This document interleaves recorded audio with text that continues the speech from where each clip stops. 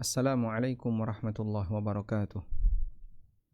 Alhamdulillah wassalatu wassalamu ala Rasulillah wa ala alihi wa sahbihi wa mawalah. Wa ashhadu an la ilaha illallah wahdahu la syarikalah. Wa ashhadu anna Muhammadan abduhu wa rasuluh. Sallallahu alaihi wa ala alihi wa sahbihi wa man tabi'al huda ila yaumil qiyamah. Alhamdulillah, puji syukur kita haturkan kehadirat Allah Subhanahu wa taala. Di kesempatan sore hari ini kembali kita melanjutkan kajian rutin dengan membahas buku yang ditulis oleh Dr. Shaleh Al-Fauzan hafizahullahu taala yang berjudul Tanbihatun Takhtassu bil Mu'minat. Beberapa catatan berkaitan dengan fikih muslimah.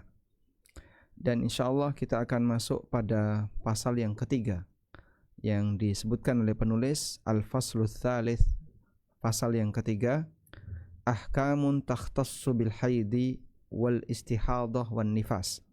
Hukum berkaitan dengan haid, istihadah dan nifas. Baik. Dan pembahasan ini diangkat oleh penulis setelah beliau membahas tentang masalah hukum seputar masalah berhias. Kemudian di bab yang ketiga atau pasal yang ketiga, beliau lanjutkan berkaitan dengan masalah haid dan nifas. Terlebih dahulu beliau membahas tentang haid. Al-haidu ahkamuhu, haid dan aneka hukumnya. Al-haid secara makna bahasa artinya adalah as-sailan, artinya aliran. Dalam bahasa Arab, sesuatu yang mengalir disebut dengan hadha yahidu. Air yang mengalir, cairan yang mengalir. Karena itu telaga disebut dengan haud, al-haud. Telaga Nabi SAW, haudun Nabi SAW. Dan besok di hari kiamat Rasulullah SAW menunggu kita di haud. Wa ana faradtukum 'alal haud. Dan aku tunggu kalian di haud. Karena telaga adalah tampungan dari aliran berbagai macam cairan, kemudian ditampung jadi satu di telaga tersebut, kemudian mengalir ke area lanjutannya. Wal haidu syar'an, sementara haid secara syar'i adalah damun yakhruju min qa'ri rahim al-mar'ah, darah yang keluar dari rongga rahim wanita, fi awqatin ma'lumah, di waktu-waktu yang tertentu, min ghairi maradin, bukan karena sakit, wala isabatin, atau karena luka. Sehingga haid statusnya adalah darah normal. Maka beliau nyatakan bukan karena sakit atau karena luka atau karena kecelakaan atau karena yang lainnya. Sehingga darah ini keluar sebagai siklus normal yang dialami oleh para wanita. Karena itu pada waktu Aisyah radhiyallahu anha mengalami haid saat beliau haji, Aisyah menangis. Kemudian Nabi SAW menemui Aisyah dan beliau mengatakan dalam sebuah nasihat yang beliau sampaikan, "Hadza syai'un katabahu Allahu ala banati Adam." Hadza syai'un katabahullah ala banati Adam. Yang namanya haid adalah sesuatu yang Allah tetapkan untuk semua putri Adam. Coba kita lihat keterangan Aisyah radhiyallahu anha. Kharajna la nanwi illa al-hajja. Kami berangkat dan tidak punya niat kecuali haji. Falamma kunna bisarif. Ketika kami sampai di daerah Sarif, dan itu sudah kota atau berada di pintu kota Mekah. Tinggal sebentar lagi masuk kota Mekah. Hidtu, aku mengalami haid. Fadakhala alayya Rasulullah sallallahu alaihi wasallam wa ana abki. Lalu Nabi sallallahu alaihi wasallam menemuiku pada posisi aku sedang nangis, dalam kondisi aku nangis. Qala, kemudian Nabi sallallahu alaihi wasallam bertanya, "Ahidti, apakah kamu haid?" Qultu na'am, aku jawab iya. Qala, jawab Nabi sallallahu alaihi wasallam. Kalimat inilah yang kita jadikan sebagai dalil. Inna hadza syai'un katabahu Allahu azza wa jalla ala banati Adam. Sesungguhnya haid adalah sesuatu yang Allah tetapkan untuk semua putri Adam. Artinya Yang mengalami ini tidak cuma kamu seorang. Yang mengalami haid bukan cuma kamu saja. Ada banyak orang yang mengalami haid. Sehingga kamu tidak perlu bersedih ketika mengalami haid. Sebab itu sesuatu yang normal. Aisyah tidak sedih karena haidnya, tapi Aisyah sedih karena haidnya keluar menjelang pelaksanaan ibadah haji. Sehingga beliau tidak bisa tawaf sebagaimana kaum muslimin yang lain. Beliau tidak bisa melaksanakan haji tamattu dengan cara umrah terlebih dahulu sebagaimana yang dilakukan oleh beberapa sahabat. Maka Aisyah hanya bisa bertahan untuk menunggu kegiatan tawaf sampai beliau suci, karena orang yang haid tidak boleh melaksanakan tawaf. Beliau mengatakan, Nabi SAW mengatakan, faqdi ma yaqdil muhrim, kerjakanlah sebagaimana yang dikerjakan orang yang ihram, ghaira alla tatufi bil bait, selain kamu tidak boleh tawaf di Ka'bah. Baik, kita lanjutkan. Wa innama huwa syai'un jabalallahu alaihi banati Adam. Haid adalah sesuatu yang Allah jadikan sebagai siklus normal bagi para putri Adam. Khalaqahullah fir rahim. Allah ciptakan darah itu dalam rahim. Litaghdiyatil walad, sebagai sumber nutrisi bagi anak, fir rahim, yang tercipta di rahim. Waqtal hamli, andaikan dia mengalami hamil. Tsumma yatahawwalu labanan, kemudian berubah menjadi ASI ba'da wiladatihi, setelah seorang wanita melahirkan anak. Fa idza lam takunil mar'atu hamilan wala murdi'an, ketika wanita itu tidak sedang hamil, tidak sedang menyusui, baqiya hadzal dam, maka darah ini bertahan, la masrafa lahu, dan tidak ada jalur untuk keluar. Fa yakhruju fi awqatin ma'lumah, lalu kemudian darah ini keluar di waktu-waktu tertentu, jadilah haid. Maka wanita hamil tidak haid. Dan wanita yang sedang menyusui umumnya lama untuk haid. Dan beliau sebutkan bahwa posisi kandungan darah tadi, ketika wanita sedang hamil, maka dia menjadi nutrisi bagi bayi. Dan ketika wanita tidak sedang hamil tapi dia menyusui, maka dia berubah menjadi ASI. Dan ketika tidak sedang hamil maupun menyusui, maka darah itu tidak ada tempat untuk keluar kecuali jadi dari haid.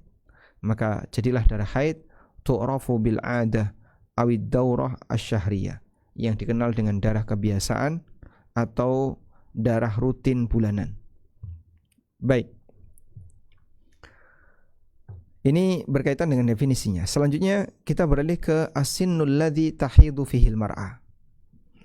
Namun sebelumnya, sebagai pengantar ya, pembahasan tentang fikih haid. Pembahasan tentang fikih haid itu ada dua. Yang pertama adalah kajian tentang batasan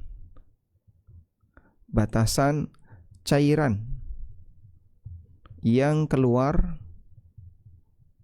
dari rahim wanita.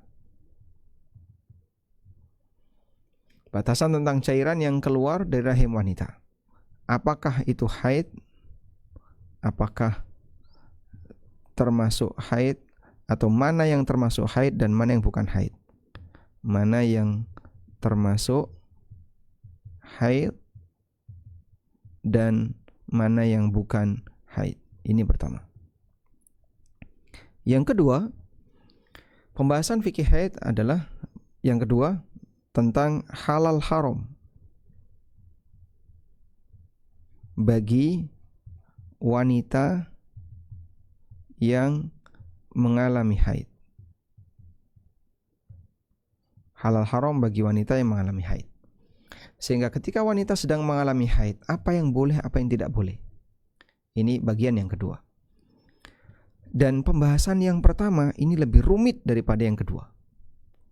Sampai beberapa ulama menyampaikan pengalaman mereka ketika belajar fikih haid, di mana ini termasuk di antara masalah yang paling rumit ketika mereka mempelajari tentang fikih thaharah. Seperti yang disampaikan oleh Imam Ahmad bin Hanbal rahimahullah, beliau pernah mengatakan, "Makastu fil haidhi tis'a sinin hatta fahimtuhu." Aku belajar tentang haid selama 9 tahun sampai aku bisa menguasainya. Kita bisa bayangkan, sekelas Imam Ahmad bin Hambal belajar haid selama 9 tahun. Dan itu kajian berkaitan dengan mengenali batasan kapan sebuah cairan itu bernilai haid, terhitung haid ataukah bukan. Sehingga di sini kita sebutkan kajian tentang batasan cairan ini lebih rumit. Sehingga tadi sampai sekelas Imam Ahmad rahimahullahu ta'ala menyatakan belajar haid selama 9 tahun. Ya tentu saja bukan berarti melupakan ilmu yang lain, tapi beliau banyak fokus di masalah haid selama 9 tahun. Ya meskipun beliau juga ketika itu sambil belajar ilmu-ilmu, disiplin ilmu yang lain. Selanjutnya, cairan yang keluar dari rahim wanita. Cairan yang keluar dari rahim. Sebelum mengenali haid, kita terlebih dahulu perlu mempetakan cairan yang keluar dari rahim. Secara umum, cairan yang keluar dari rahim bisa kita bagi menjadi 2. Yang pertama, yang bentuknya darah. Nah, darah ini cuma ada 3.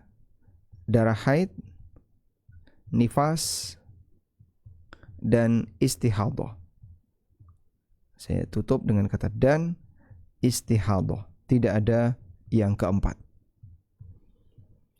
Sehingga jika yang keluar statusnya darah, bentuknya darah, di situ hanya ada 3. Kalau enggak haid, nifas, istihadah. Dah. Yang kedua, selain darah. Cairan yang selain darah. Selain darah ini beragam.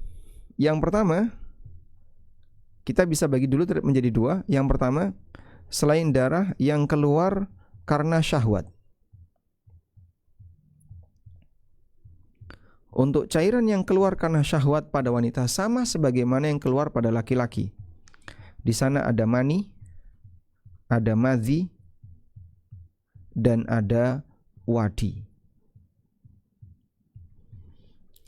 Inilah cairan, 3 cairan yang keluar dari wanita karena syahwat. Ini sebagaimana yang keluar dari laki-laki. Baik, kita tahu hukum mani, sementara madhi dan wadi statusnya najis namun tidak mewajibkan mandi. Selanjutnya yang kedua adalah keluar bukan karena syahwat. Untuk cairan yang keluar bukan karena syahwat, pertama di sana ada yang bentuknya berupa sufrah dan kudrah. Ada cairan keruh dan cairan kekuningan. Cairan keruh ini disebut dengan kudrah dan cairan kekuningan yang disebut dengan sufrah. Kemudian yang kedua, ada cairan yang bentuknya keputihan. Keputihan atau lendir. Atau lendir agak keruh. Lendir agak, ya boleh saya sebut agak keruh. Yang ketiga, ada al-qassatul bayda. Lendir bening. Ada lendir bening yang disebut dengan al-qassah al-bayda. Baik.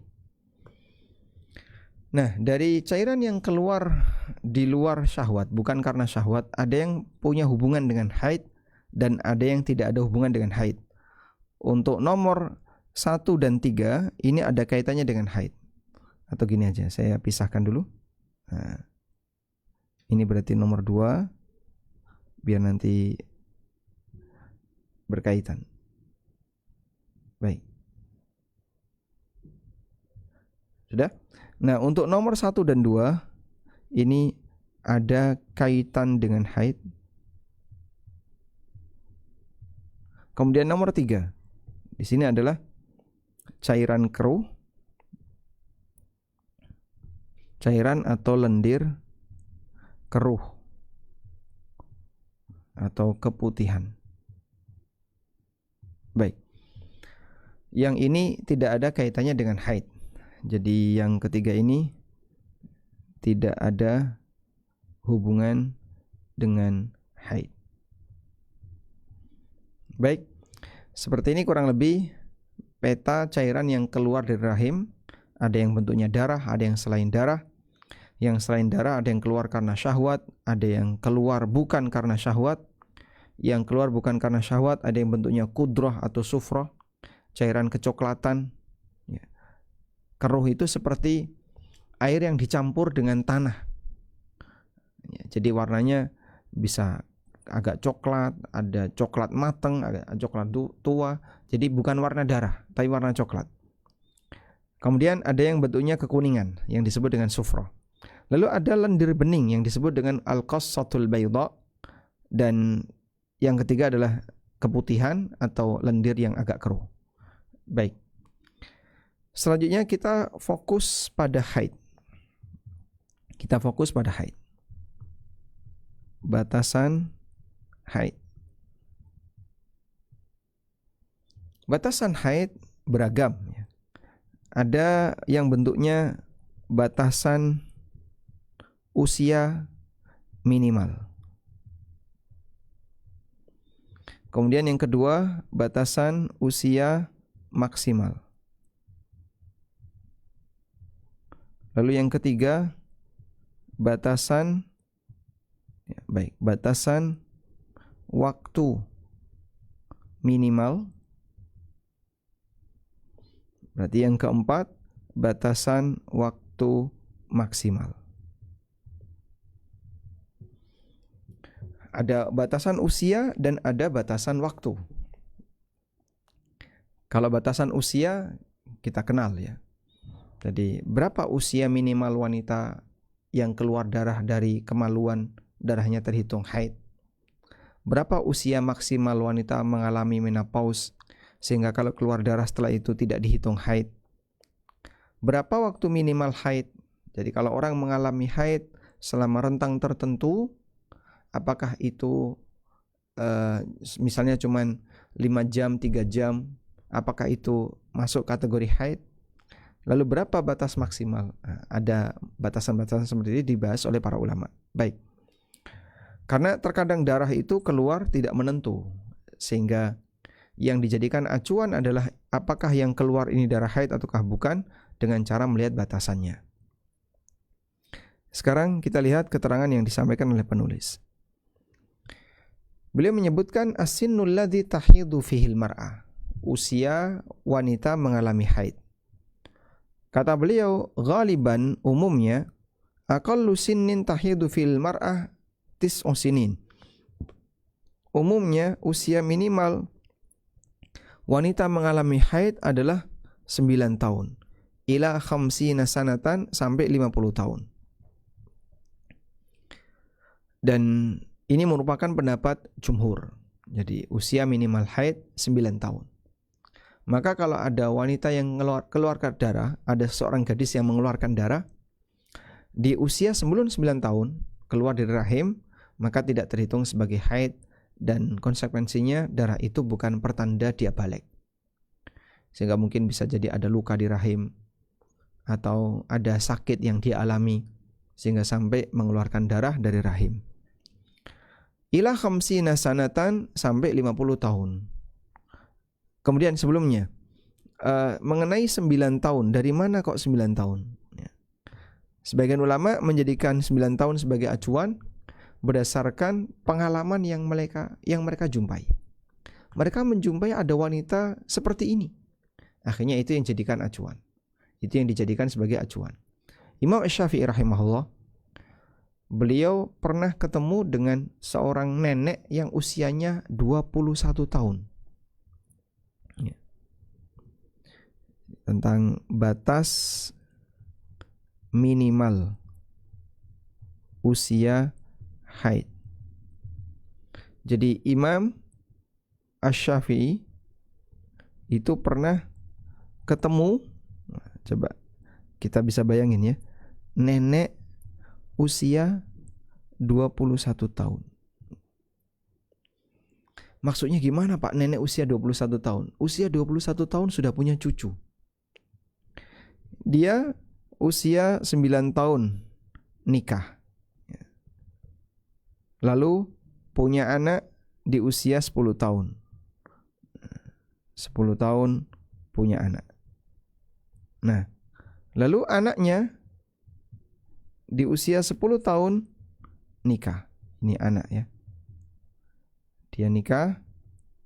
Kemudian si anak ini di usia 11 tahun, anak di usia 11 tahun punya anak. Nah, maka wanita ini dia di usia 21 tahun, di usia 21 tahun sudah punya cucu. Masya Allah. Nah, kemudian itu dihitung mundur. Kalau 21 tahun sudah punya cucu, berarti usia nikah dia 9 tahun. Dan itu sudah bisa punya anak. Maka yang bersangkutan berarti sudah haid di usia 9 tahun. Karena wanita bisa punya anak ketika dia sudah haid. Baik. Itu yang kemudian dijadikan alasan bahwa usia haid minimal adalah 9 tahun. Ila khamsina sanatan, sampai 50 tahun. Walaupun ini tidak disepakati oleh para ulama, kalau menurut mazhab Syafi'iyah dan juga pendapat yang diambil oleh Syekhul Islam, tidak ada usia maksimal untuk haid. Jadi usia maksimal haid. Ada yang mengatakan maksimal 60 tahun. Ada yang menyebutkan 50 tahun. Ada yang menyebutkan 55 tahun. Dan aneka pendapat yang disampaikan oleh para ulama berkaitan dengan usia maksimal. Dan ada yang mengatakan usia maksimal tidak ada. Tidak ada batas usia maksimal untuk haid. Dan ini pendapat Syafi'iyah. Ini adalah pendapat Syafi'iyah. Dan ini juga yang menjadi pendapatnya Syekhul Islam Ibnu Taimiyah. Baik. Dan insya Allah pendapat ini yang lebih kuat. Nah, sehingga berapa batas usia maksimal haid yang lebih tepat? Tidak ada. Ini lebih kuat. Karena itu sepanjang wanita mengeluarkan darah, baik di usia 50 tahun, di usia 60 tahun, maka statusnya haid. Walaupun dia sudah sangat tua, usia 60 tahun misalnya. Selama masih mengeluarkan darah, maka statusnya haid. Sebab tidak ada batas maksimal untuk usia haid. Tapi kan ada menopause Pak. Betul, ada menopause berarti kondisi dia ketika sudah tidak mengeluarkan haid. Maka berarti dia menopause. Tapi berapa batas usia maksimal menopause atau berapa batas usia menopause? Tidak ada keterangan. Pokoknya ketika wanita sudah tidak lagi mengeluarkan darah berarti dia menopause. Tapi tidak ada keterangan berapa usianya. Baik, kita lanjutkan. Qala Allah Ta'ala berfirman, "Wallahi ya'isna minal mahidhi min nisaikum in irtabtum fa'iddatuhunna 3 ashhurin wallahi lam yahid." Para wanita yang ya'isna minal mahid, yang mereka sudah mengalami tidak haid, menopause dari haid. Ya'isna artinya putus asa. Ya'isu, wala tay'asu, janganlah kalian putus asa. Wallahi ya'isna, para wanita yang putus asa dari haid, artinya sudah tidak lagi mengalami haid. Min nisaikum, di antara istri kalian. Inirtabtum, jika kalian ragu mengenai masa iddahnya, fa'iddatuhunna 3 ashhurin, maka iddah mereka 3 bulan. Sehingga para wanita yang mereka sudah tidak haid menjalani masa iddah 3 bulan. Wallahi lam yahid, demikian pula para wanita yang belum mengalami haid. Fallahi ya'isna min man balagha man balagna khamsina sanatan. Yang mengalami menopause adalah yang sudah berusia 50 tahun. Tapi ini pendapat beliau ya. Dan ini juga dalam mazhab Hambali.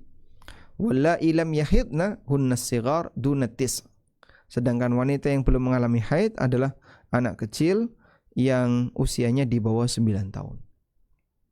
Dan ayat ini sekaligus dalil bahwa orang yang usianya di bawah 9 tahun boleh untuk menikah. Maka ketika ada seorang lelaki menikah dengan seorang wanita di usia 8 tahun misalnya, kemudian dia cerai sebelum istrinya genap usia 9 tahun, maka nanti wanita ini menjalani masa iddah selama 3 bulan. Baik. Dan wallahu alam, untuk batas minimal memang yang benar 9 tahun. Tapi untuk batas maksimal tidak ada batas yang ditetapkan dalam dalil maupun pengalaman, sebab kenyataannya banyak wanita yang beragam berkaitan dengan batas maksimal usia haid. Wallahu alam. Tayyib. Nah, ada sebagian ulama yang menjadikan angka 9 tahun ini sebagai batasan interaksi laki dan perempuan.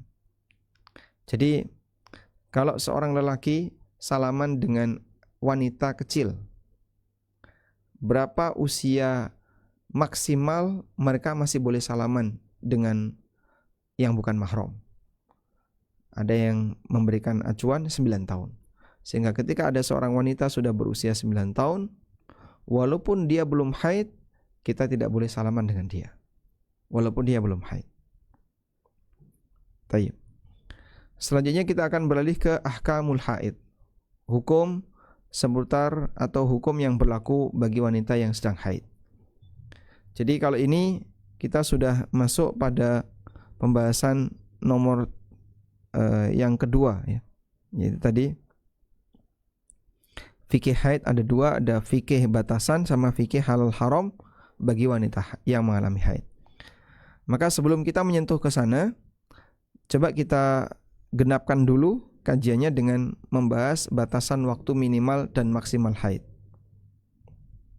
Batas waktu minimal dan maksimal haid.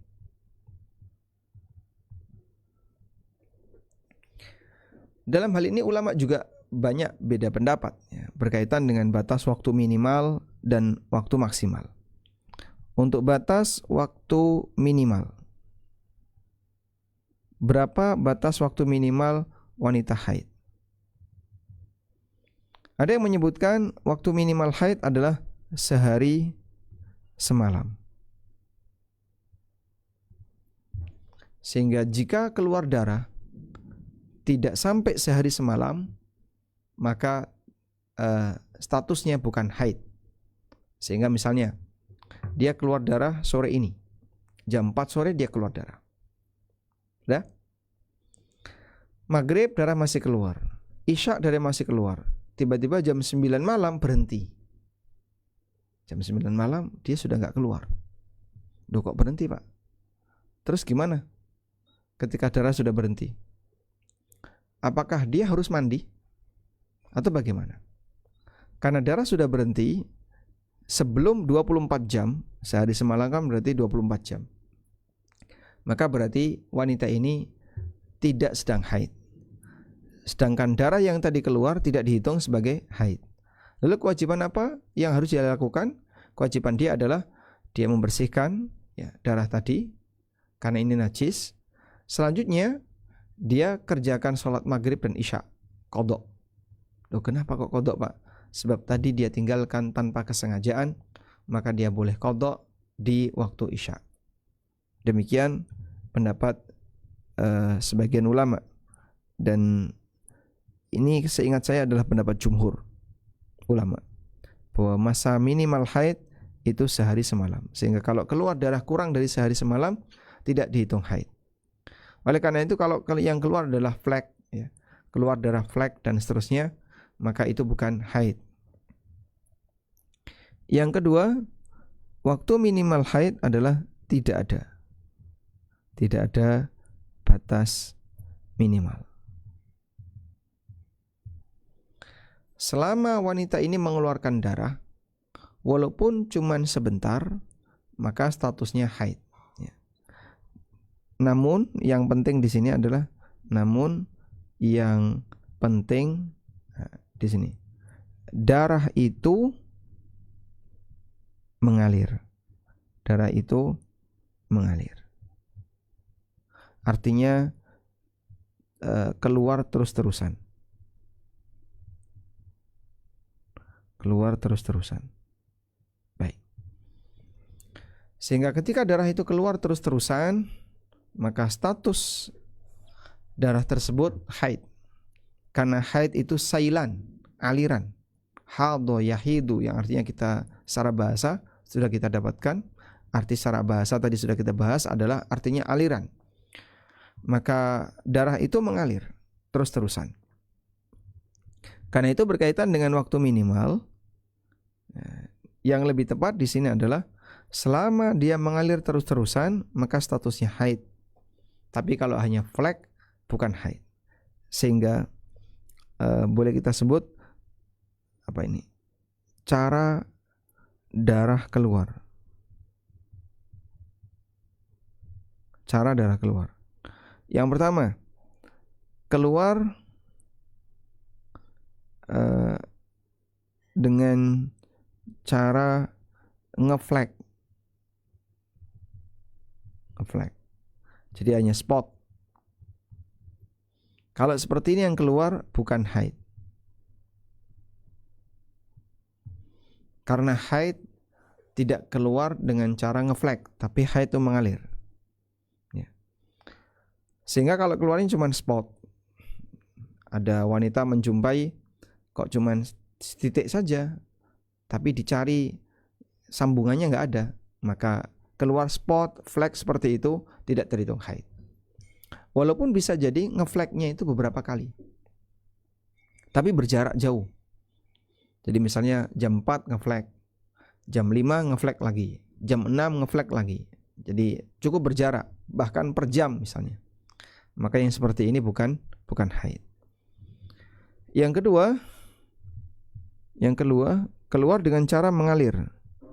Keluar dengan cara mengalir. Nah, ketika dia keluar dengan cara mengalir, inilah haid. Walaupun kurang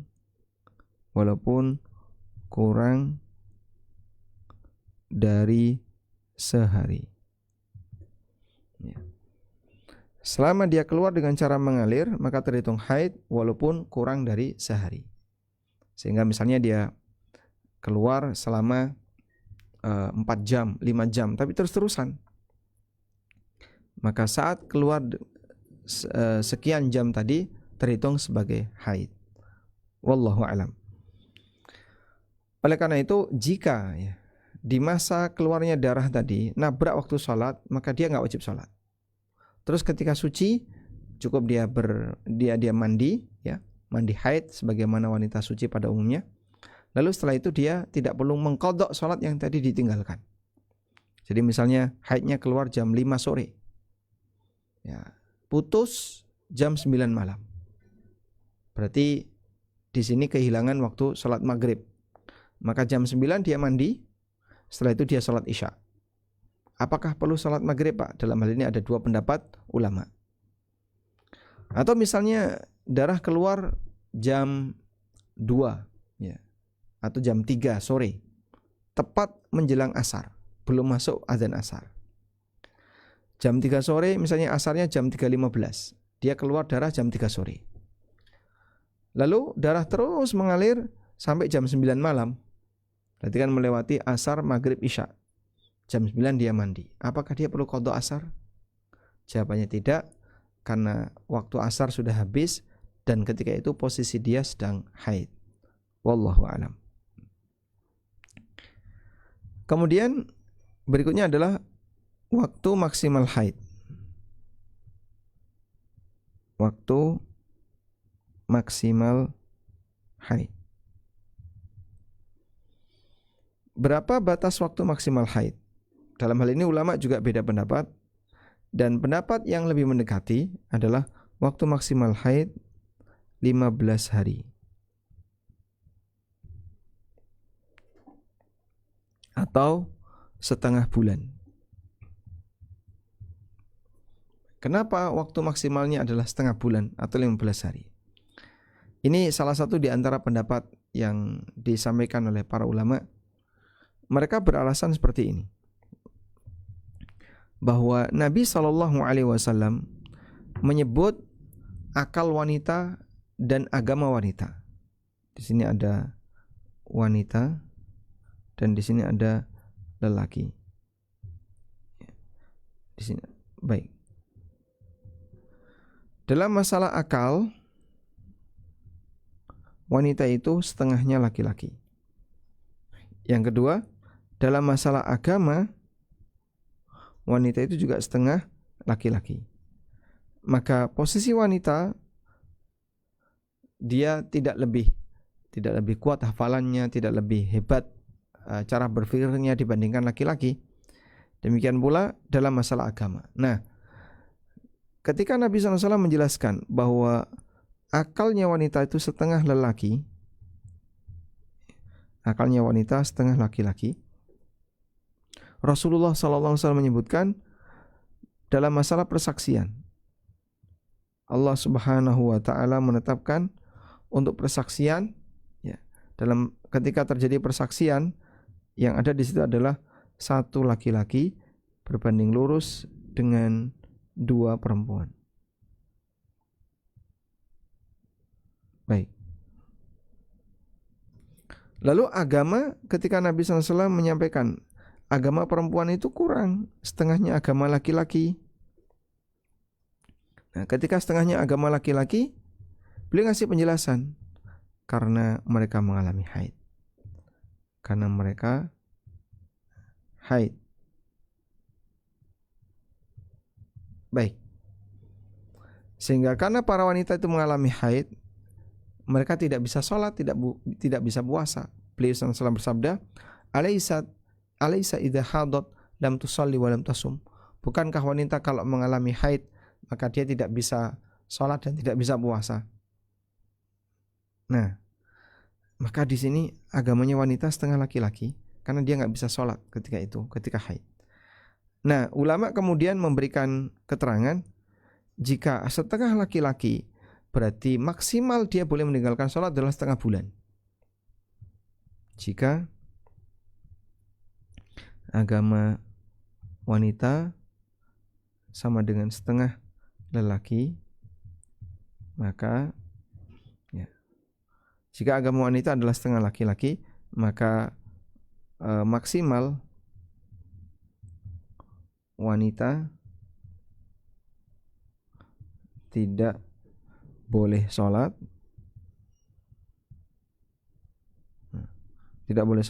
adalah setengah bulan. Baik. Nah, setengah bulan itu sama dengan 15 hari. Dari sinilah kemudian disimpulkan berarti haid maksimal adalah 15 hari. Wallahu a'lam.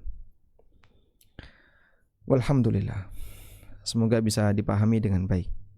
Jadi kalau ada wanita yang mengalami keluar darah terus sampai lebih dari 15 hari, maka terhitung haid di titik terakhir adalah hari yang ke-15.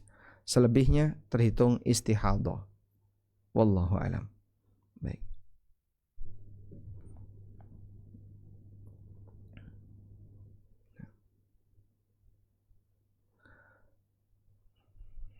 Baik.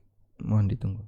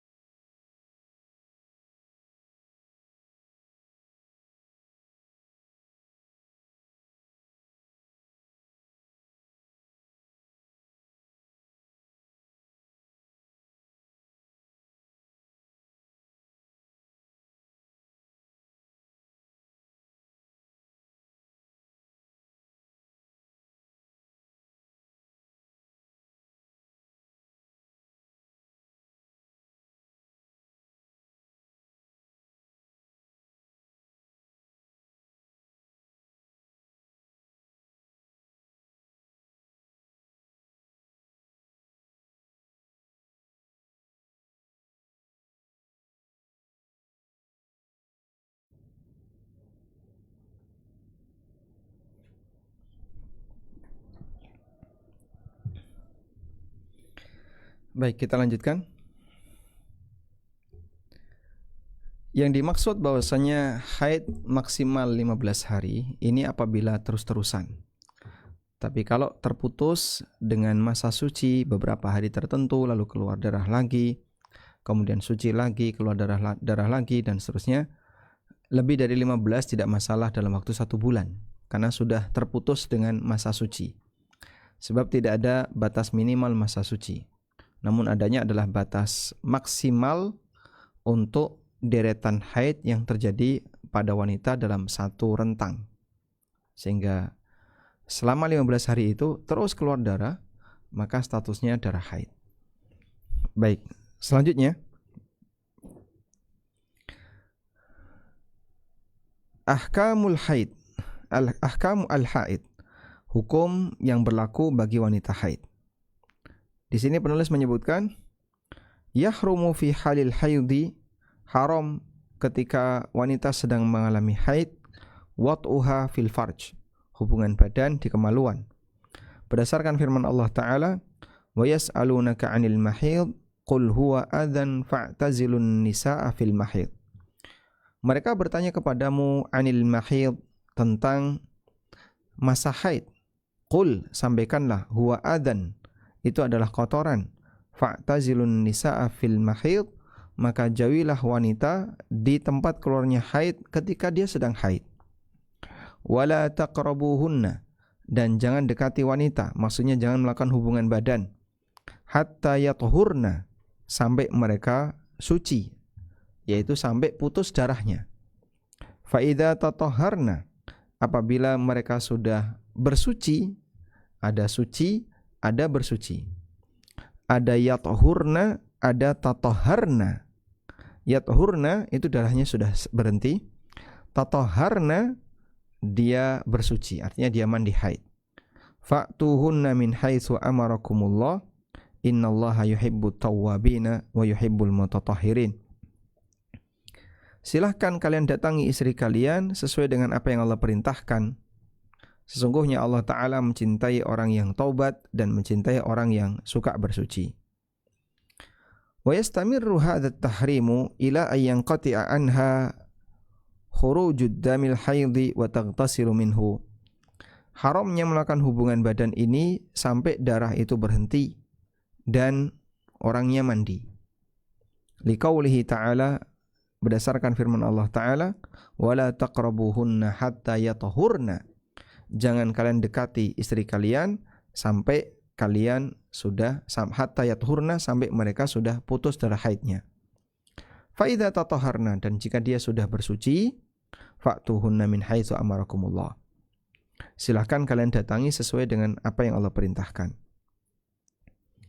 Wa yubahu li zaujil haid ay yastamti'a minha, dibolehkan bagi suami wanita sedang mengalami haid untuk bercumbu dengan istrinya, ma bima dunal jima' fil farj, selain hubungan badan di kemaluan. Ya, walaupun ulama beda pendapat apakah atau batasan yang boleh dibuka ketika seorang wanita sedang mengalami haid. Batasan area aurat yang boleh dibuka. Ada yang mengatakan dari pusar sampai lutut wajib tutup, sehingga sisanya bebas. Ada yang mengatakan boleh semuanya, yang penting tidak sampai hubungan badan. Berdasarkan sabda Nabi SAW, isna'u kulla syai'in illa nikah. Ketika beliau ditanya tentang apa yang boleh dilakukan oleh seorang lelaki pada saat istrinya sedang haid, kata beliau, silahkan lakukan apapun yang kamu inginkan, illa nikah, kecuali hubungan badan. Hadis sahih riwayat Muslim. Baik. Ada perbedaan cara manusia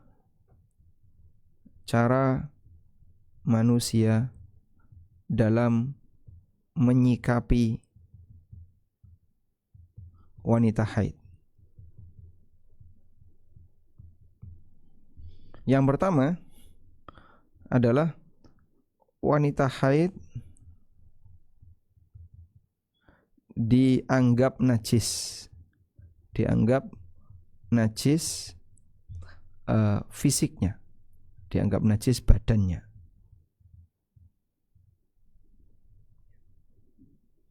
karena najis badannya, maka tidak boleh disentuh, sehingga mereka dipisahkan. Maka dipisahkan tinggalnya, dipisahkan tempat tinggal dari lelaki. Nah, di masa silam mereka ini ditaruh di belakang rumah. Ada satu gubuk khusus yang itu akan ditempati oleh wanita haid sampai dia suci.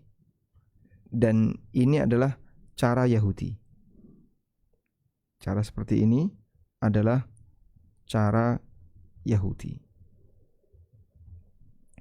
Maka di keyakinan Yahudi, wanita haid yang najis tadi dipisahkan, ditempatkan di belakang rumah, di ruangan khusus. Jadi sampai mereka punya ruangan khusus haid,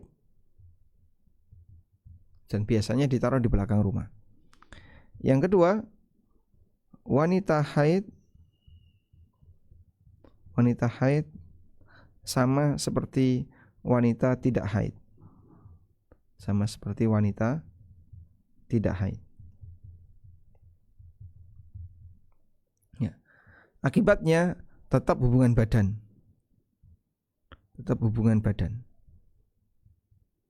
Di kemaluan. Padahal darah keluar. Nah. Dan ini adalah pendekatannya Nasrani. Ini cara Nasrani. Dan sebagian di antara ahli kitab seperti ini, lalu juga diikuti oleh boleh saya sebut orang liberal atau tidak beragama, ateis. Dan mungkin sebagian besar masyarakat yang ateis yang ada di Amerika maupun di Eropa, mereka nggak peduli dengan namanya hukum haid dan bukan haid, selain hanya masalah kesehatan. Sehingga barangkali ketika pacarnya sedang haid, dia menggunakan kondom untuk keamanan. Tapi dia sendiri tidak meyakini kalau masa haid ini terlarang untuk melakukan hubungan badan. Baik. Kemudian yang ketiga adalah kaum muslimin. Wanita haid darahnya najis. Tapi badannya suci. Maka ketika Anda salaman dengan wanita haid, ibu-ibu dengan ibu-ibu temannya, berjabat tangan atau salaman, perlu cuci tangan enggak?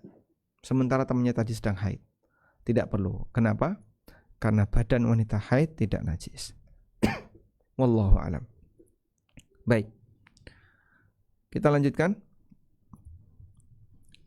Tatrukul haidu as-sawma was-salah fi muddati haidha. Wanita yang sedang haid, dia harus meninggalkan puasa dan salat selama masa haidnya. Wa yahrumu 'alaiha fi'luhuma, dan haram bagi keduanya untuk melakukan salat dan puasa. Wala yasihani minha, dan tidak sah ketika melakukan salat dan puasa. Liqaulihi sallallahu alaihi wasallam, berdasarkan sabda Nabi sallallahu alaihi wasallam, alaysa idza hadatil mar'atu lam tusalli wa lam tasum. Bukankah wanita yang sedang mengalami haid maka dia tidak boleh salat dan tidak boleh puasa? Muttafaqun alaih, hadis riwayat Bukhari Muslim. Fa idza tahuratil haid, apabila wanita haid sudah suci, fa innaha taqdis shauma, maka dia harus mengqadha puasanya. Wala taqdis salata, dan tidak boleh qadha salat. Liqauli Aisyah radhiyallahu anha, berdasarkan perkataan Aisyah radhiyallahu anha, kunna nakhidu ala ahdi Rasulillah sallallahu alaihi wasallam. Kami dulu haid di masa Rasulullah sallallahu alaihi wasallam. Fakunna, lalu kami nu'mar, diperintahkan. Fakunna nu'maru, kami diperintahkan biqadha'is shaum, untuk mengqadha puasa. Wala nu'maru biqadha'is shalah, dan kami tidak diperintahkan untuk mengqadha salat. Muttafaqun alaih, hadis riwayat Bukhari Muslim. Baik. Dan apa yang dinyatakan oleh Aisyah ini menjawab pertanyaan seorang wanita tentang alasan kenapa wanita haid itu diperintahkan mengqadha puasa tapi tidak diperintahkan mengqadha salat? Alasannya apa? Ini tanya kepada Aisyah berkaitan dengan alasan. Lalu Aisyah radhiyallahu anha tidak memberikan alasan logika. Tapi beliau yang sampaikan adalah, kami dulu pernah haid dan Nabi SAW perintahkan kepada kami untuk mengqadha puasa tapi tidak mengqadha salat. Selesai. Itu aturan. Jadi kalau bicara alasannya apa? Ya, cukup dijawab ini aturan. Dan aturan itu sifatnya baku. Maka Aisyah radhiyallahu anha menyampaikan alasan kenapa kok wanita diperintahkan untuk mengqadha puasa dan tidak mengqadha salat. Ya, beliau juga mengatakan ini sudah jadi aturan Allah. Kau mau apa? Sebab yang punya aturan itulah yang berhak untuk mengatur seperti ini. Wallahu a'lam. Wal farqu wallahu a'lam, dan bedanya kenapa puasa itu diqadha sementara salat tidak diqadha, bedanya adalah anna sholata tatakarrar, salat itu berulang. Falam yajib qada'uha, maka tidak wajib untuk mengqadhanya. Lil haraj wal masyaqqah, kan akan sangat memberatkan bagi orang yang bertaubat. Fi dzalika, dalam masalah itu, bi khilafis siyam, berbeda dengan puasa. Ya. Sehingga kalau puasa wajib qadha. Nah, dan itu pun banyak yang melanggar. Kadang dia punya utang puasa 7 hari karena haid, sampai Ramadan berikutnya belum dibayar. Lalu dia punya utang lagi di Ramadan berikutnya sekian hari karena haid, sampai datang bulan Ramadan berikutnya belum dibayar. Terus seperti itu sehingga numpuk dalam jumlah banyak. Masya Allah. Dan sebagian wanita merasa berat ya, untuk mengqadha puasa disebabkan karena dia haid ketika bulan Ramadan. Selanjutnya yang nomor 3, yang J. Yahrumu 'alal haid masul mushaf min ghairi hailin. Haram bagi wanita haid untuk menyentuh mushaf tanpa pelapis. Berdasarkan firman Allah Ta'ala, la yamassuhu illal mutahharun, tidak boleh ada yang menyentuhnya kecuali orang-orang yang suci atau yang disucikan. Walamma fil kitabil ladzi katabahu Rasulullah sallallahu alaihi wasallam li Amr ibn Hazm. Walima fil kitabi, dan di dalam Alkitab alladzi katabahu Rasul sallallahu alaihi wasallam, yang ditulis oleh Nabi sallallahu alaihi wasallam. Yang dimaksud adalah surat yang ditujukan kepada Amr bin Hazm. Beliau mengatakan, la yamassul mushafa illa tahirun. Tidak boleh menyentuh mushaf kecuali yang suci. Jadi Nabi SAW berpesan tidak boleh menyentuh mushaf kecuali yang suci. Hadis riwayat An-Nasa'i dan yang lainnya, wa huwa yushbihul mutawatir litalaqin nasi bil qabul. Ya. Dan hadis ini riwayat Nasa'i dan yang lainnya, jadi mirip seperti hadis mutawatir karena masyarakat menerimanya.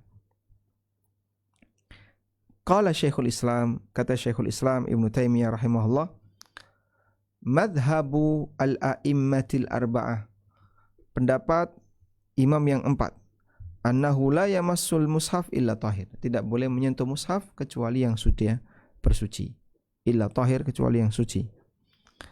Wa amma qira'atul haidil lil Qur'an, adapun wanita haid yang membaca Al-Qur'an, min ghairi massil mushaf, tanpa menyentuh mushaf. Gimana Pak caranya Pak? Ya, bisa pakai pulpen stylus seperti ini, sehingga dia bisa pindahkan Al-Qur'an, ya. Dia bisa pindahkan ayat demi ayat. Fahiya mahallul khilaf, di sini pun ulama beda pendapat. Baina ahlil ilmi, di antara ulama. Wal ahwatu annaha la taqra'ul Qur'an illa 'inda darurah. Tapi yang lebih hati-hati, sebaiknya wanita haid tidak membaca Quran kecuali dalam keadaan terpaksa. Kama idza khasyiyat nisyanuha, seperti orang yang takut kalau hafalannya itu hilang, sehingga dia harus berusaha untuk menghafal agar hafalannya tidak hilang. Baik, wallahu a'lam. Ini kayaknya masih cukup panjang. Coba kita selesaikan aja ya. Untuk yang haram bagi wanita haid. Yahrumu 'alal haid at-tawaf bil bait. Bagi wanita haid haram untuk tawaf di Ka'bah.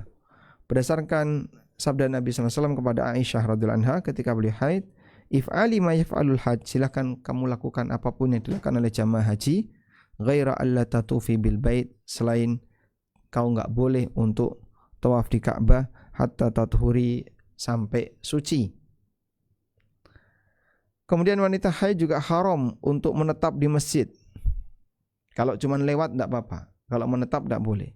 Berdasarkan sabda Nabi SAW, Inni la ukhillul masjida li haidin wala li junubin. Aku tidak halalkan masjid untuk wanita haid dan orang yang sedang junub.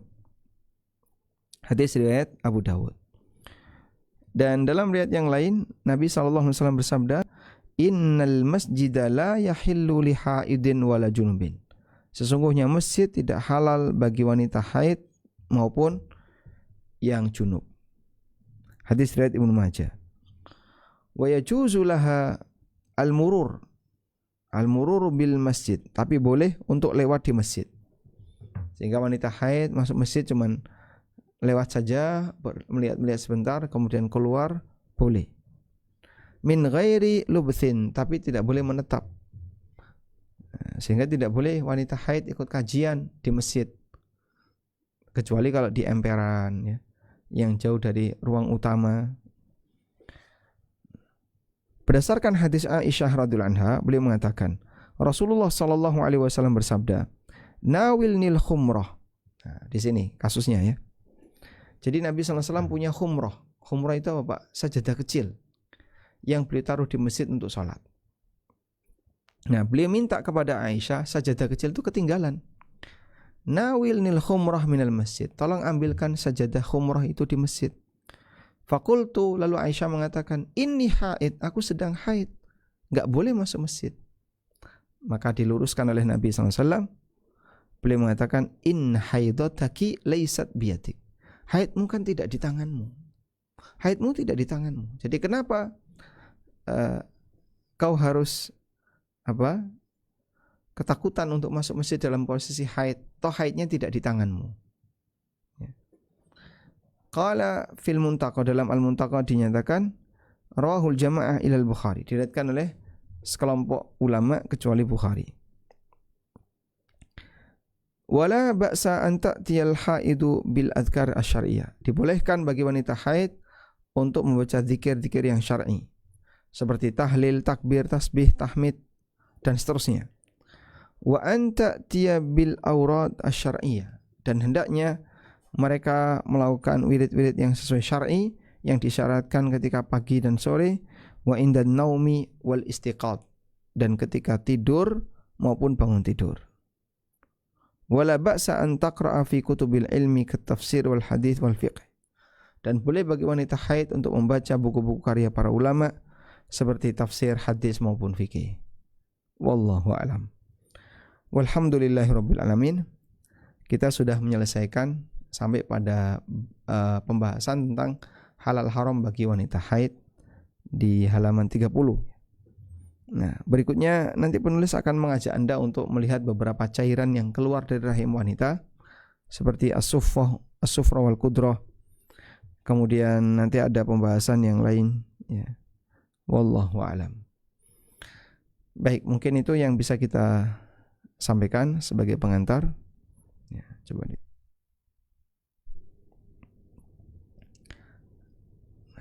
Dan selanjutnya kami kembalikan ke moderator.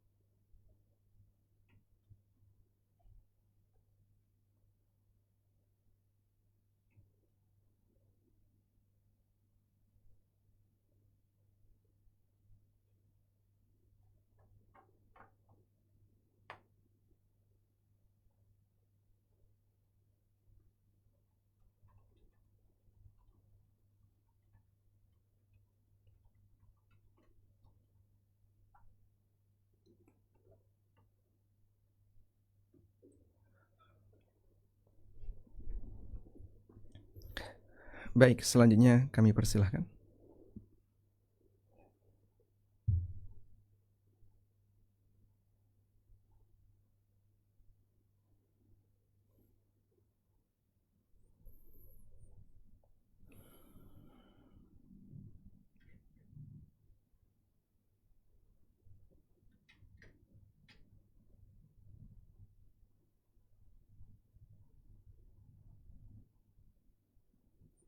Ini ada pertanyaan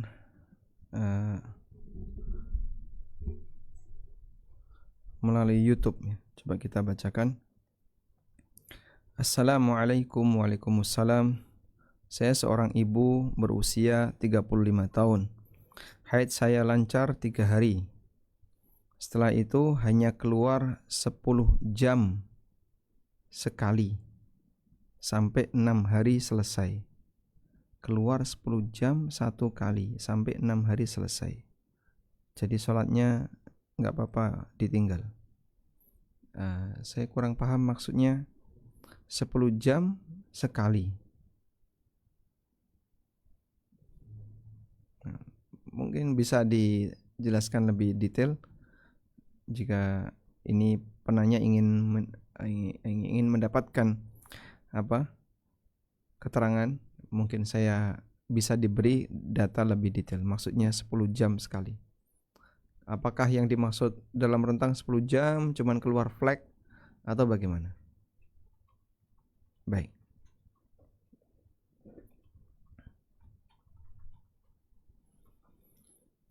Ini ada pertanyaan. Kalau duduk kajian juga tidak diperbolehkan. Wanita haid kajian diperbolehkan, tapi tidak boleh di dalam masjid. Sehingga bolehnya di emperan masjid atau di tangga atau di area manapun yang itu bukan bagian dari tempat sholat di masjid. Sehingga dalam posisi itu wanita tersebut boleh ikut kajian tapi di luar. Wallahu alam. Namun yang tadi kita sampaikan adalah pendapat jumhur. Bahkan pendapat 4 madhab. Yang berbeda dalam hal ini adalah Al-Muzani, salah satu muridnya Imam Asy-Syafi'i. Beliau membolehkan wanita haid untuk bertahan di masjid. Dan juga pendapatnya Ibnu Hazm. Beliau membolehkan wanita haid bertahan di masjid. Kalau Anda mengacu kepada pendapatnya Al-Muzani atau pendapat Ibnu Hazm, maka boleh saja Anda ikut kajian di masjid dan berada di dalam. Wallahu a'lam.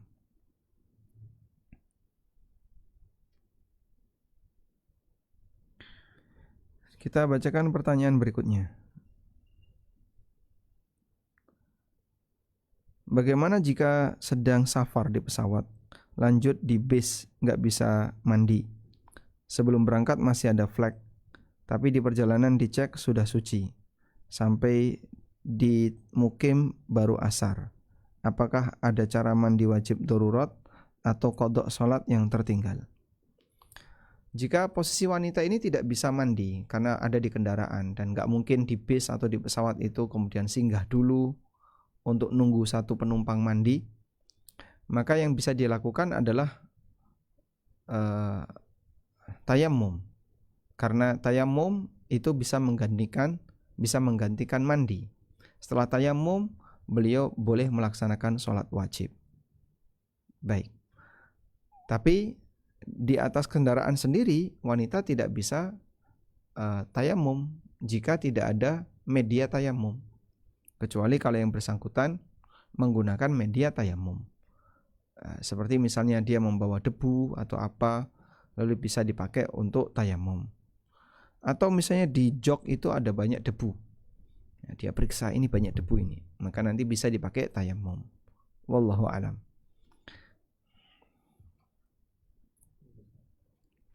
Assalamualaikum. Waalaikumsalam. Tawaf sunnah, apakah wanita haid tidak diperbolehkan? Tidak boleh tawaf dalam kondisi haid, baik tawaf wajib maupun tawaf sunnah. Baik tawaf yang itu merupakan rukun haji atau umrah maupun tawaf sunnah. Jika yang wajib atau yang rukun haji saja nggak boleh, apalagi yang sunnah. Wallahu alam. Baik, silahkan.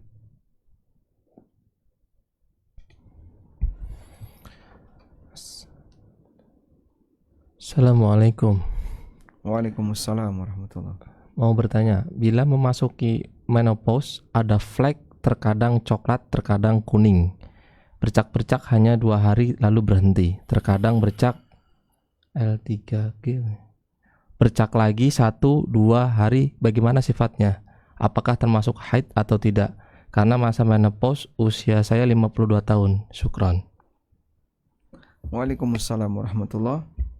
Kalau yang terjadi adalah bercak-bercak coklat, hanya bercak saja ya, sehingga keluar spot berhenti, keluar spot berhenti, dan ini tidak berkelanjutan, artinya jaraknya cukup jauh, 1 jam atau bahkan 2 jam. Kalau yang keluar seperti itu maka tidak terhitung haid, sehingga ketika Anda keluar bercak, ya Anda tetap melaksanakan sholat, jika Ramadan tetap melakukan puasa. Sebab bercak tidak terhitung sebagai haid. Apalagi di sini bercaknya coklat atau kuning, bukan darah. Kalau darah, bercaknya darah, ya, itu saja tidak dihitung haid, apalagi bercaknya bukan darah. Warna darah sebagaimana yang kita kenal warna darah. Ada yang merah, agak muda, ada yang sangat tua sampai hitam. Maka kalau yang keluar darah yang berwarna hitam, apa itu Pak? Darah.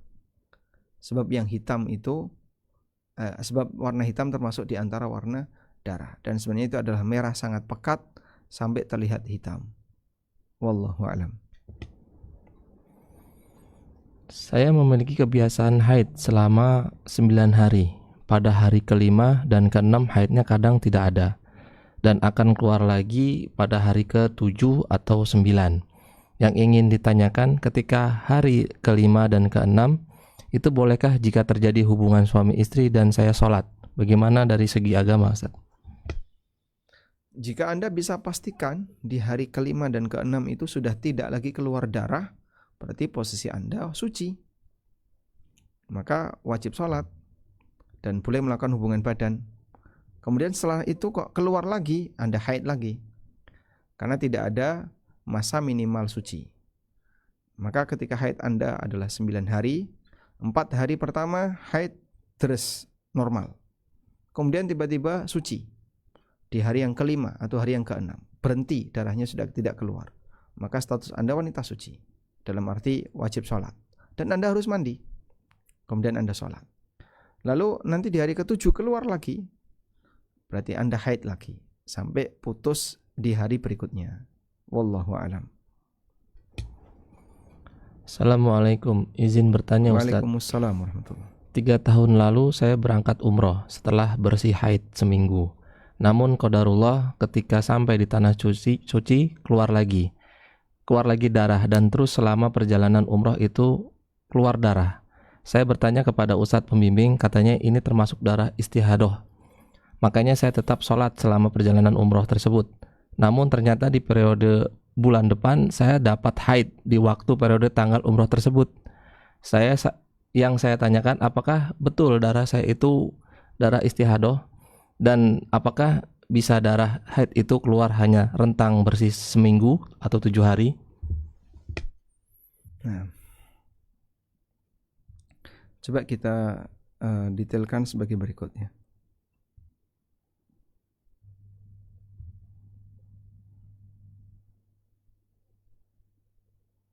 Nah, pada asalnya darah yang keluar dari wanita adalah haid. Di sini tentang batas istihadah.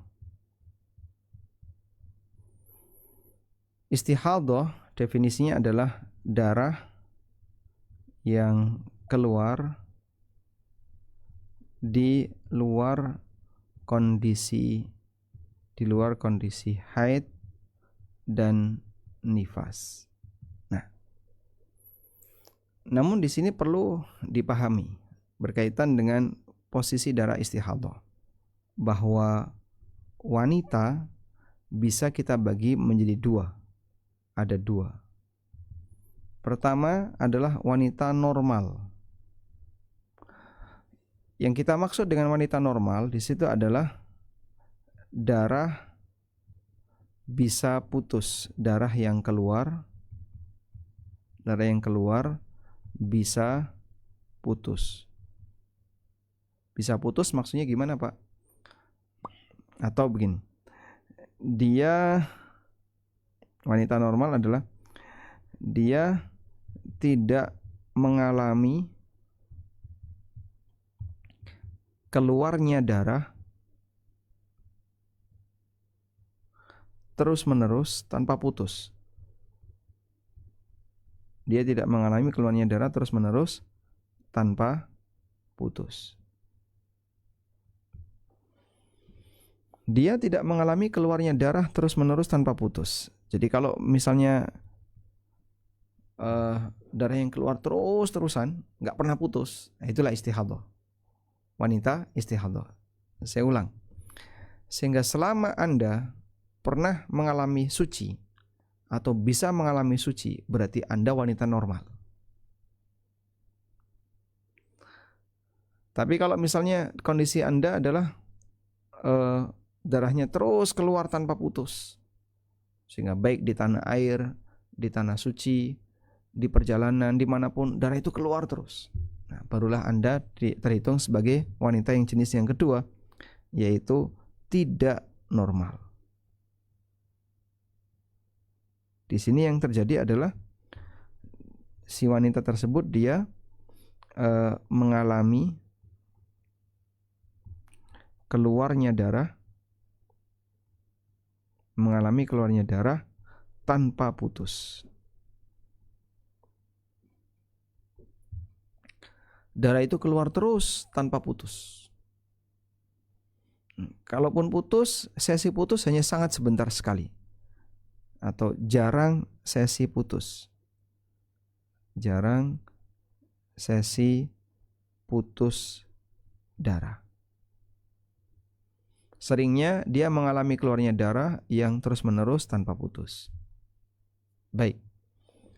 Nah, wanita normal terhitung mengalami istihadhah apabila wanita normal terhitung istihadhah jika haid atau jika darah keluar melebihi 15 hari. Nah, hari yang ke-16 dan seterusnya ini istihadhah. Tapi kalau keluarnya masih di rentang 1 sampai 15 hari, baik di tanah air, di tanah suci maupun di tanah yang lain, maka status darah tersebut adalah darah normal, artinya darah haid. Oleh karena itu, jika Anda ketika di tanah air misalnya mengalami haid, terus putus, habis itu suci.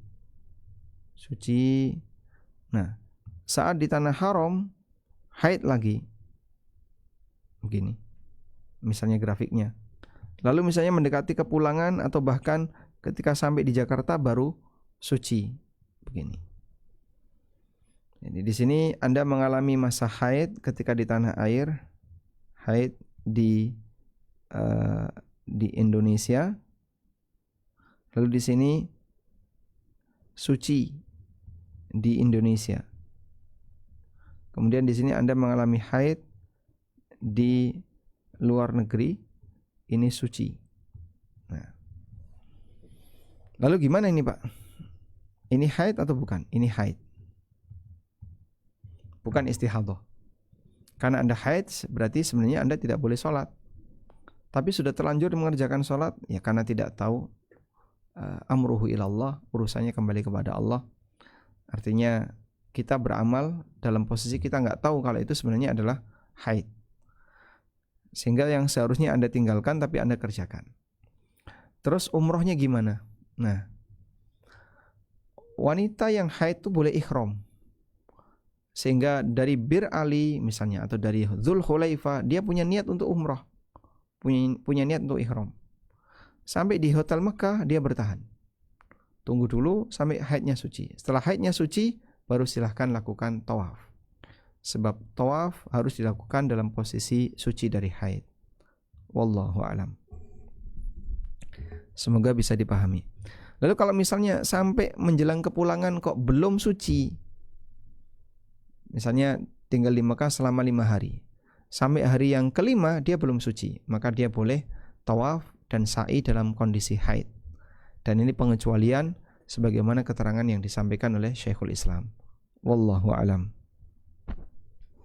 Berikutnya Ustaz, jika kondisinya puasa sunnah hari Senin, lalu azan maghrib dan sedang berbuka puasa, lalu ketika menikmati bukaan langsung dapat haid, apakah harus mengganti sholat maghribnya karena sudah memasuki waktu sholat maghrib?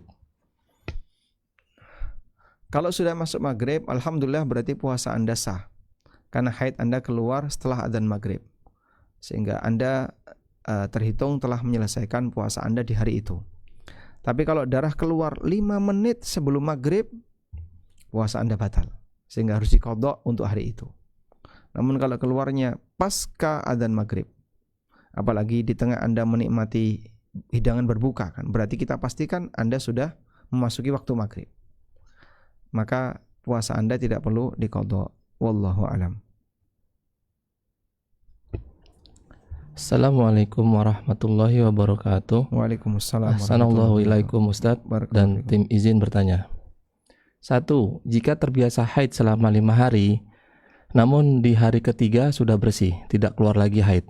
Sependek ilmu yang saya tahu, tanda berakhirnya haid adalah keluarnya keputihan atau bersih, tidak ada bekas darahnya dengan berbagai macam warnanya. Namun di hari kelima ada sedikit noda berupa plek. Bagaimana hukum sholatnya di hari ketiga dan keempat? Apakah seharusnya mandi wajib di hari tersebut dan dihukumi wajib sholat?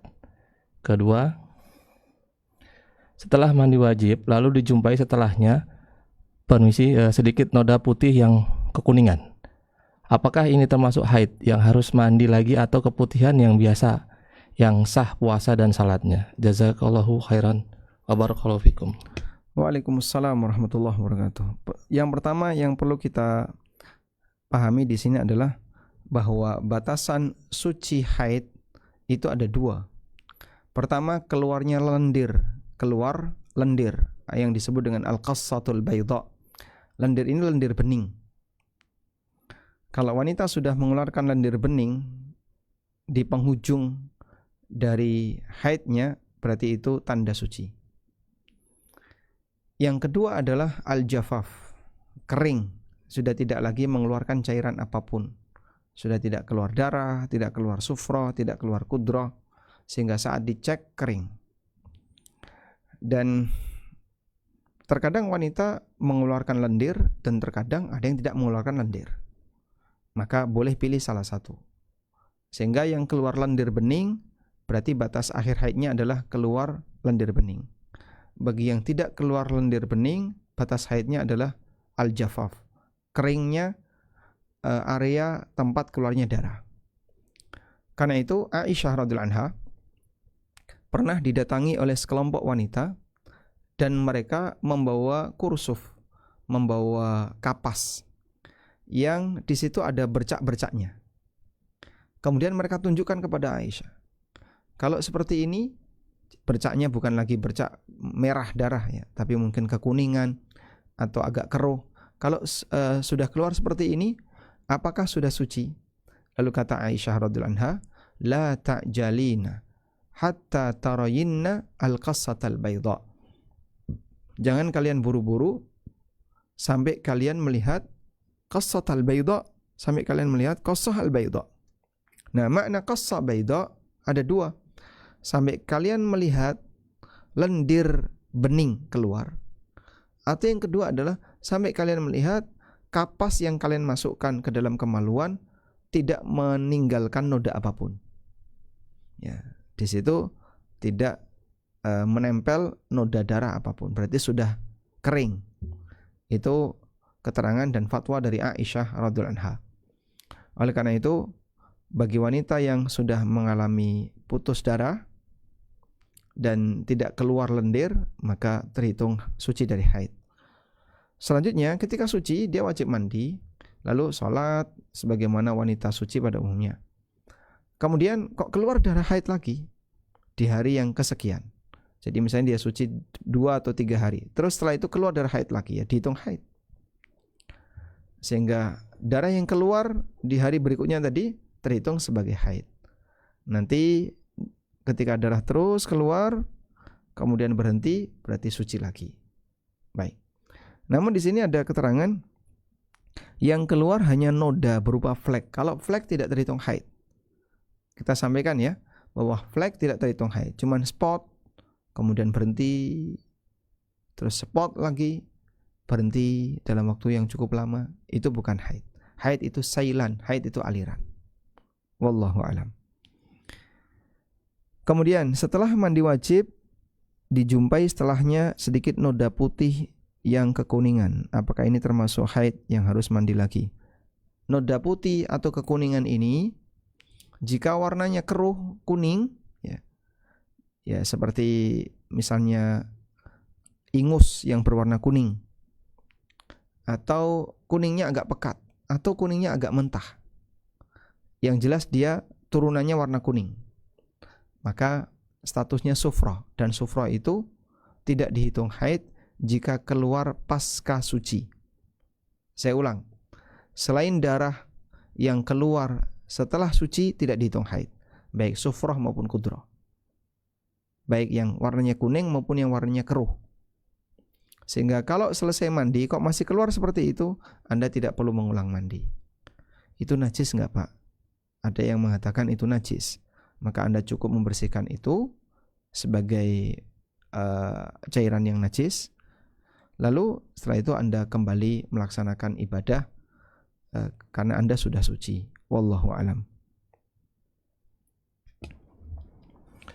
Bismillah. Semoga Allah selalu menjaga Ustadz, keluarga, tim ANB, tim Muslimah Academy, peserta kajian online dan seluruh umat muslim di dunia selalu dalam rahmatnya serta pelindungannya. Amin. Allahumma amin. Izin bertanya Ustadz.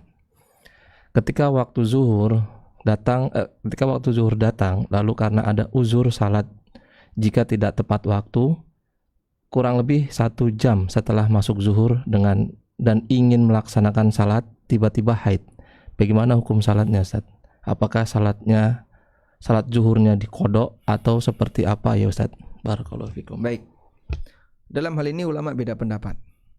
Apabila ada seorang wanita sudah memasuki waktu zuhur, tapi beliau tunda karena mungkin agak capek atau ngantuk atau makan dulu atau melayani tamu dulu. Nah, di tengah dia menunda itu keluar haid, padahal dia belum sholat duhur. Misalnya sholat duhur jam 12, keluar haid jam 1. Dia punya rencana akan sholat jam setengah 2, jam 1 keluar haid. Nah, apakah sholat duhur ini wajib diqodok ketika nanti dia suci? Ada 2 pendapat ulama dalam masalah ini. Pendapat yang pertama mengatakan wajib diqodok, karena ketika itu dia sudah masuk waktu, namun dia tunda sampai kemudian datang haid. Walaupun haid di luar kendali dia, di luar kemampuan dia, tapi ketika dia menunda itu sampai mengalami haid, tanggung jawab dia adalah mengqodok. Pendapat yang kedua, tidak perlu qodok. Kenapa tidak perlu qodok? Sebab dia menunda waktu sholat di area yang diizinkan. Karena waktu sholat duhur itu panjang, dari mulai duhur sampai asar. Sehingga kalau dia berada di area yang diizinkan oleh syariat, maka dia tidak terhitung berdosa dan bersalah dalam masalah ini. Wallahu alam. Assalamualaikum Ustaz. Izin bertanya. Warahmatullahi. Jika sedang haid tidak boleh menyentuh Al-Quran tanpa pelapis. Pelapis di sini apakah misal tangannya menggunakan sarung tangan? Karena saya pernah mendengar bahwa jika ingin membaca Al-Quran saat haid tetap tidak boleh membuka lembarannya dengan tangan yang menggunakan sarung tangan, tapi harus dengan alat misalnya pensil atau semisalnya. Baik. Waalaikumsalam warahmatullahi. Acuannya begini. Kapan Anda disebut menyentuh? Ya, kalau telapak tangan saya menempel di tempat tertentu, sehingga ini telapak tangan saya taruh di atas meja, saya boleh sebut saya menyentuh meja. saya menyentuh pulpen. Sudah? Sekarang saya lapisi dengan plastik. Saya pakai sarung tangan, plastik atau yang lainnya. Terus saya membawa pulpen. Apakah orang akan mengatakan tetap menyentuh? Orang akan mengatakan iya, itu menyentuh walaupun Anda sudah memakai sarung tangan. Maka sebatas memakai sarung tangan tidak bisa dikatakan tidak menyentuh. Ya, Anda terhitung tetap menyentuh walaupun pakai sarung tangan. Contoh sederhana saja. Salaman dengan lawan jenis yang bukan mahram dilarang. Sudah? Anda tidak mau salaman dengan lawan jenis yang bukan mahram. Lalu, bagaimana kalau misalnya Anda pakai sarung tangan, kemudian salaman dengan lawan jenis yang bukan mahram? Boleh? Anda mengatakan, oh tidak boleh itu.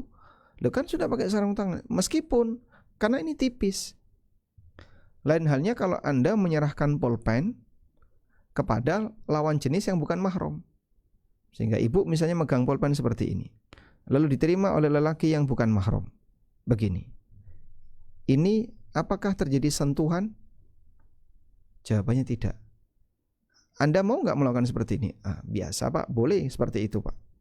Sehingga misalnya nyerahkan duit, nyerahkan uang kembalian, nyerahkan barang, nyerahkan bingkisan atau apa, terjadi seperti ini. Dan ini tidak terhitung menyentuh. Lain halnya kalau begini, yang ini sarung tangan, yang ini tidak sarung tangan. Tapi begini, ini menyentuh namanya. Bisa dipahami ya? Nah, sehingga mushaf Al-Quran yang Anda sentuh dengan menggunakan pelapis, ya, ini tidak dianggap tidak menyentuh Quran. Sebab pelapis tadi tidak menghilangkan status. Lain halnya dengan ini. Anda menyentuh teks Quran di layar dengan pakai pensil stylus namanya ya, atau pensil yang disediakan. Nah, Anda sentuh seperti ini. Ketika Anda sentuh seperti ini, Anda tidak menyentuh hakikatnya, tapi Anda hanya menggunakan alat bantu untuk membuka halaman tadi. Oleh karena itu, kalau mushafnya adalah mushaf kertas cetak, maka Anda bisa minta bantuan orang lain untuk membukakan, atau pakai kayu, kemudian dibuka pakai kayu. Tapi kalau mushafnya mushaf digital yang tersimpan di HP atau di iPad, Anda bisa gunakan pensil untuk memindahkannya. Nah, dengan demikian Anda tidak bersentuhan langsung dengan teks Quran di HP tersebut. Wallahu a'lam. Assalamualaikum Ustaz. Afwan bertanya, tadi disebutkan bahwa haid adalah darah yang mengalir. Jika menjelang haid, hari pertama hanya keluar flek-flek, baru mengalir lancar di hari kedua. Apakah berarti yang dianggap haid terhitung mulai dari hari kedua tersebut, meskipun fleknya warna hitam atau coklat? Jazakallahu khairan. Baik, kalau fleknya intensitasnya sangat sering, jadi misalnya per menit flek. Nah, karena sangat sering berarti kan seperti aliran.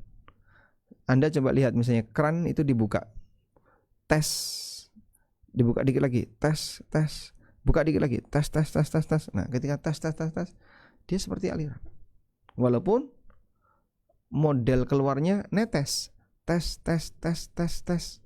Nah, kalau seperti itu sama seperti aliran. Tapi kalau cuman tes, dia 5 menit berikutnya atau sekian jam tes, nah, itu flek. Bisa bedain ya antara flek dan aliran. Jika menjelang haid yang keluar hanya flek, 5 jam berikutnya atau 2 jam berikutnya flek lagi, sekian jam berikutnya flek lagi, berarti Anda belum haid. Berarti di hari kedua lah baru Anda mengalami haid. Wallahu a'lam. Hukum minum obat penunda haid karena mau umroh. Lebih baik minum obat atau tetap niat umroh, tunggu sampai suci baru melaksanakan ibadah umroh? Jazakallahu khairan. Mengenai bolehnya minum obat penunda haid, ini sudah pernah difatwakan oleh Ibnu Umar dan juga sebagian ulama tabi'in. Mereka membolehkan wanita haid ketika mau umroh atau Ramadan untuk mengkonsumsi obat. walaupun obat di masa silam mungkin berbeda dengan di masa sekarang, tapi orang dulu juga sudah mengenal beberapa herbal yang dia gunakan sebagai penunda haid. Lalu ketika dia sudah minum obat, apa yang harus dia lakukan? Jika seusai minum obat ternyata sama sekali tidak keluar darah, walhamdulillah statusnya suci. Tapi kalau selesai minum obat masih keluar darah, terhitung haid. Loh, kan aku sudah minum obat Pak Ustadz. Ya, Anda sudah minum obat, itu adalah ikhtiar. Tapi ternyata hasilnya Anda tetap keluar darah, maka status Anda belum suci. Anda haid ketika itu, walaupun Anda sudah minum obat. Wallahu a'lam.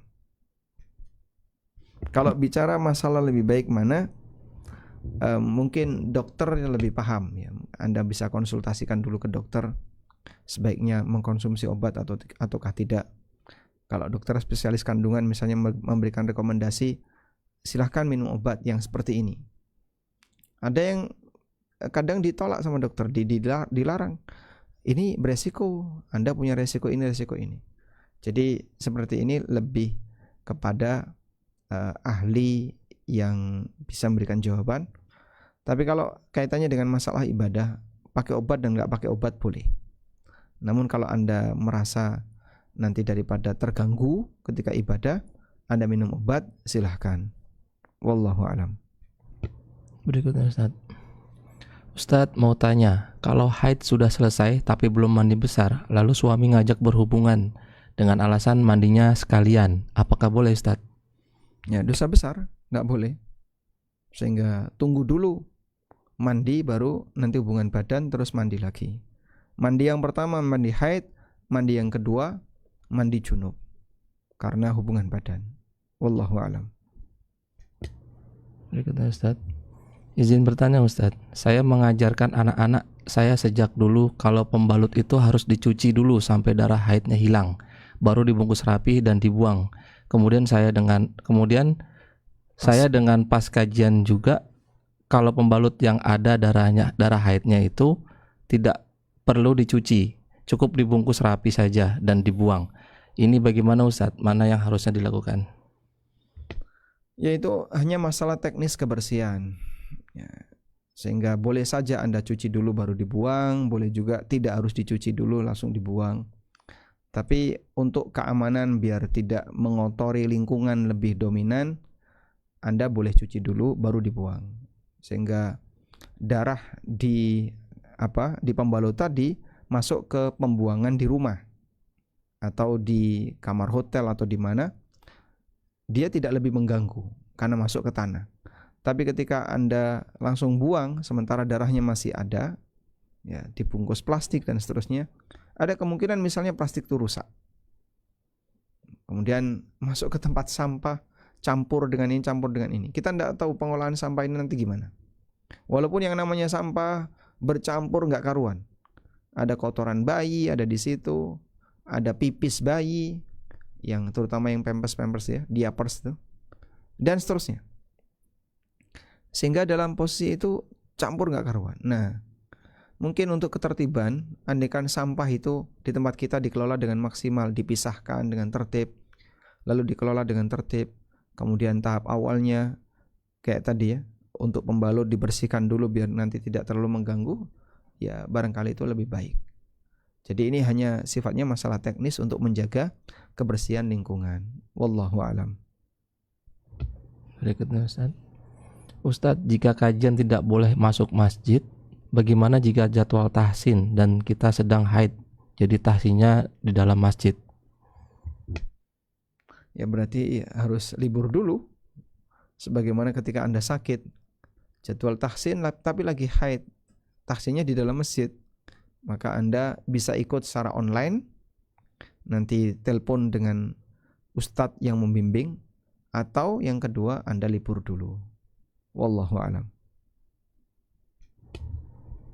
Assalamualaikum warahmatullahi wabarakatuh Ustadz. Waalaikumsalam warahmatullahi wabarakatuh. Afwan izin bertanya, saya sedang belajar membaca Al-Quran atau tahsin, tapi dalam keadaan haid. Dan dalam kegiatan belajar itu seperti biasa setoran bacaan Al-Quran dan tempatnya di masjid, Ustaz. Bagaimana itu, Ustaz? Sama kayak tadi. Ya, kalau belajar baca Quran dalam posisi haid mungkin lebih ringan. Tapi kalau tempatnya di masjid, berarti Anda jadi bolos dulu ketika itu. Kecuali kalau Anda memanggil guru privat untuk datang ke rumah, sehingga Anda tetap bisa belajar baca walaupun Anda di rumah. Dan karena belajar baca, mungkin Anda tidak megang mushaf langsung, tapi Anda megang seperti buku Iqra atau buku apa lagi yang aneka metode belajar baca Quran. Bisa Anda gunakan itu. Tapi yang jelas Anda tidak berada di dalam masjid. Wallahu a'lam.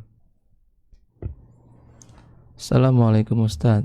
Izin bertanya, bila di luar haid karena faktor perjalanan, kemudian kita flek dan kita mau sholat, apakah hanya mengganti celana dalam atau harus mandi? Syukron. Waalaikumsalam warahmatullahi. Wanita haid yang sudah selesai haid, maka dia harus mandi. Kalau nggak bisa mandi, tayamum, itu kata kuncinya. Terus darah haidnya gimana? Ya dia bersihkan.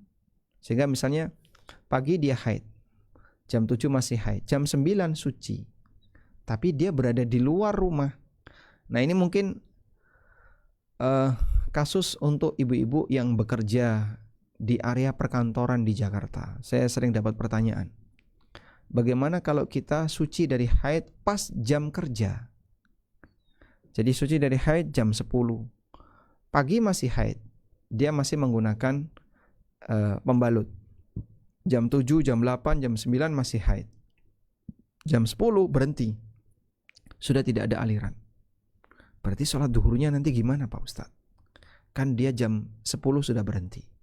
Kalau nunggu sampai pulang ke rumah, dia pulang ke rumah mungkin sampai malam baru sampai rumah. Tapi kalau di sini mau mandi di mana? Di kantor ada toilet, ada air, tapi nggak bisa dipakai untuk mandi. Sebab toilet ini toilet untuk buang air. Terus gimana? Ya, solusinya bisa nggak Anda cari hotel terdekat yang mungkin cukup murah dan terjangkau, hanya untuk kepentingan mandi. Ada misalnya tempat penginapan yang harganya sehari 150 atau 200. Anda minta izin sebentar pas jam istirahat untuk ke sana, kemudian Anda mandi, setelah itu Anda sholat duhur, terus balik lagi ke kantor. Walhamdulillah bisa diselesaikan dengan cara itu.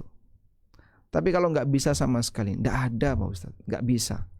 Semuanya terlalu jauh dan beresiko. Jika demikian, maka Anda tayamum. Sudah? Karena nggak bisa mandi, Anda tayamum. Tapi kan ada air.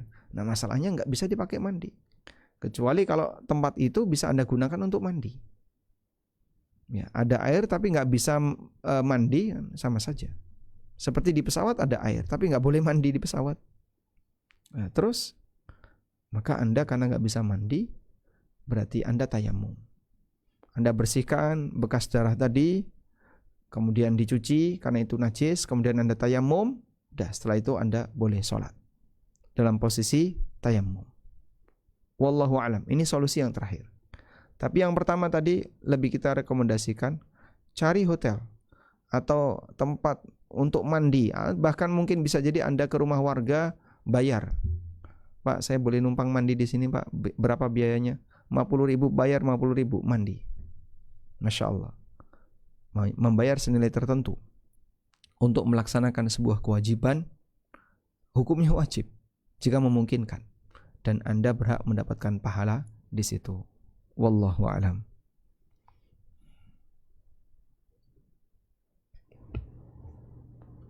Baik, nampaknya pertanyaan yang lain berulang seperti sebelumnya ya. Coba kita angkat satu lagi.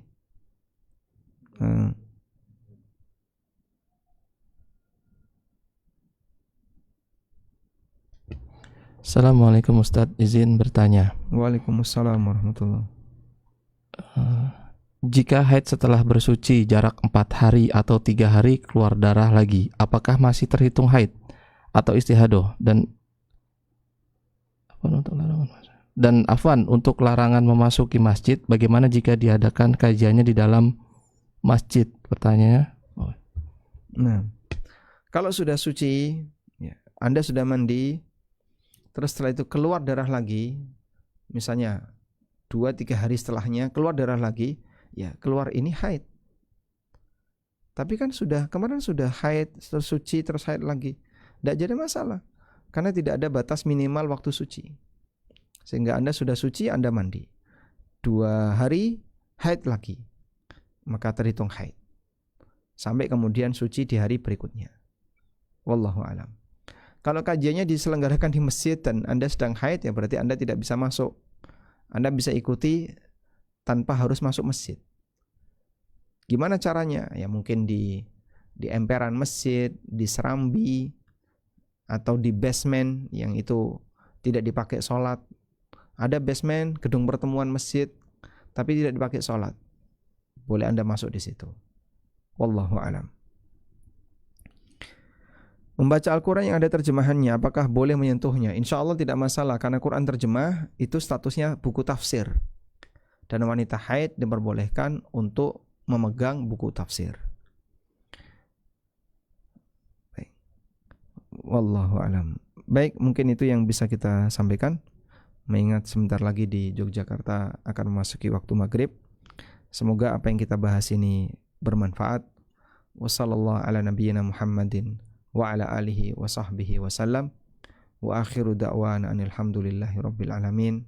Wassalamualaikum warahmatullahi wabarakatuh.